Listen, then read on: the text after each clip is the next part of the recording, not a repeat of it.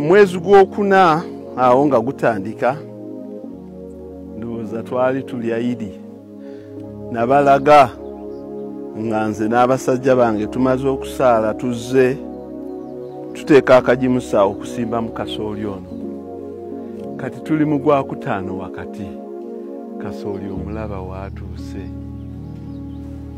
ekazi ne ekazi ono ali wano waliwo omulala ali eri ku Ssettimba waliwo omulala ali eri mu Ndiba ekazi zikunukkiriza 30 oba n'omusobyo ogwa kasooli yenna ali ku stage bweti ng'alabirirwa bulungi tuwanika mikono gyaffe gyokka eri Mukama Katonda atugabirire atuwe enkuba kulaba nga tumugjamu ekirungi naye wano waatuuse kati kunze ng'omulimi omukozi w'emmere y'ebisolo kyonna ekimutuukako nsobola okumusala bwenti ne ngenda ne mukolamu silage maize silage wadde aba abulako empeke ezimuteekamu proteins ennyingi naye era akola ekigendererwa okubalaga ebintu bino nti omuntu amanye nti obumalirivu bukutuusa ku buwanguzi kati wano nali naakasalawo emiti gya kalitunsi era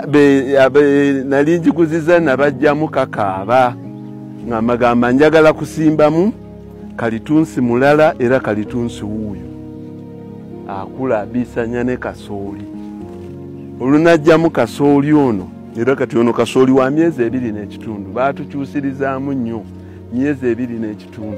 nga tumutemamu bwe tunaaba twagadde muliisa abantu ng'ebbeeyi y'akasooli eri waggulu oba okukubamu emmere n'okuggyako maize brand nga tumuleka sirowooza nga tunaakola silage kuba silage gwe tulina mungi atumazisaako omwaka mulamba n'ekitundu ono tuyinza omukozesa okumuliisa abantu okukolamu akawunga n'okuggyako maize brand ow'ente abantu tumanye nti omuntu bw'anyiikirira ekintu akifunamu akirwanirira akifunamu nze nkimanyi sente wano zenteekawo wano tezenkanankana kuzimba na burentozi 2 oba 3 naye nze myezi 4 mba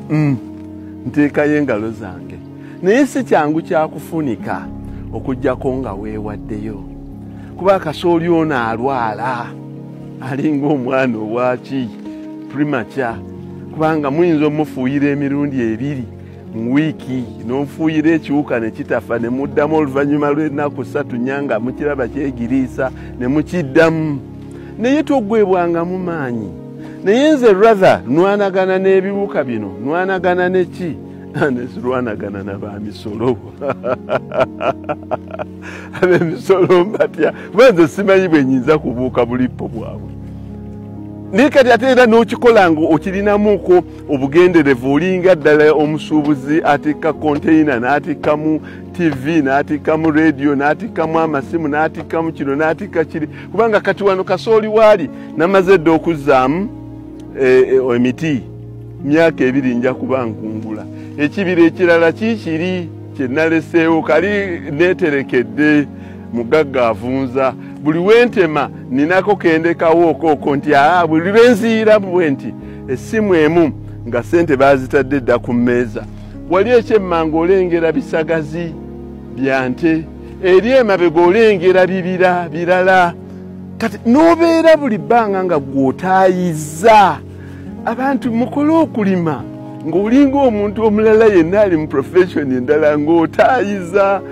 mubeera ne rento ne mubeera ne shares ne mubeera ne emirimu gyammwe gye mukola egya gavumenti ne mubeera neki mbeera ne deals zammwe nze sirina deals nze diiru yange emu ya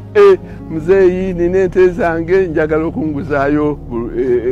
fuso y'ebisagazi oyagala mmeka ozaagala ddi ngamba eyo diiru etodde so siya kulyako njawulo